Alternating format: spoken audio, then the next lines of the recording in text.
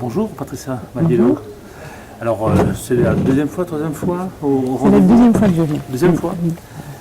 Vous cherchez quoi finalement? De l'information. Et par rapport aux besoins qu'on a sur des personnes que j'accompagne, parce que je suis sur un dispositif formation, prendre un petit peu de la hauteur aussi, du recul. Et la dernière fois, c'était très intéressant parce qu'en fait, on a eu un petit peu un paysage de la formation, de la problématique des compétences, des qualifications, qui permet de prendre de la distance et aussi peut-être aussi d'être plus force de proposition par rapport aux personnes et du coup de leur transmettre d'une certaine façon cette culture, des besoins demain.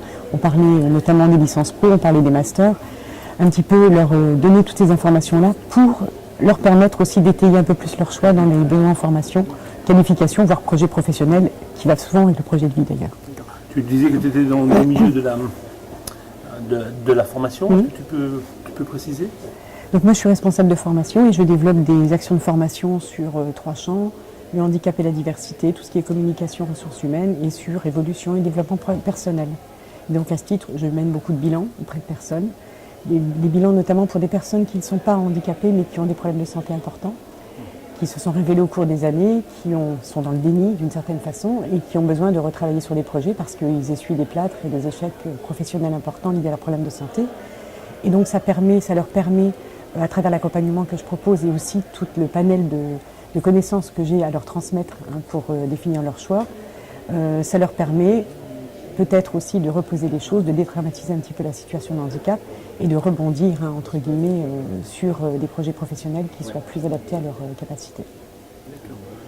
Tu évoques ces questions-là comme un peu d'un point de vue un peu individuel. Enfin, tu interviens seul, c'est ça? Tout à fait individuel, mais quand j'interviens notamment auprès des entreprises sur des formations sur le handicap, il y a beaucoup de messages à faire passer sur les niveaux d'études des personnes handicapées, parce qu'on parlait aussi la dernière fois au dernier rendez-vous de la problématique des niveaux d'études, des personnes qui souvent sont d'un niveau de qualification, et non pas par choix, mais parce qu'on devient plus souvent handicapé au cours de la vie par rapport à des métiers qui ont quand même beaucoup de doléances physiques. Et c'est vrai que d'interpeller les employeurs pour leur dire l'importance peut-être de professionnaliser ou d'intégrer des personnes travailleurs handicapés en professionnalisation dans les séances de sensibilisation sur le handicap et sur l'accueil des publics bénéficiaires de l'obligation d'emploi pour justement leur permettre d'arriver à un niveau de compétence attendu par l'entreprise, puisque les niveaux de compétences aujourd'hui sont quand même importants. On parle avec passion de ces questions. Est-ce que ça veut dire qu'on pourrait envisager que les rendez-vous s'orientent aussi s'orientent sur cette question du rapport entre travail et handicap et insertion? Tout à fait. Ce sera important, et notamment sur les professionnels de l'insertion, de mettre en place une partie de la connaissance ou de partager cette connaissance, parce que c'est quand même l'activité de réseau, sur le handicap, pour aussi permettre d'aborder les personnes avec plus de sérénité, notamment pour les formateurs qui sont en formation des personnes travailleurs handicapées, sont souvent aussi démunis.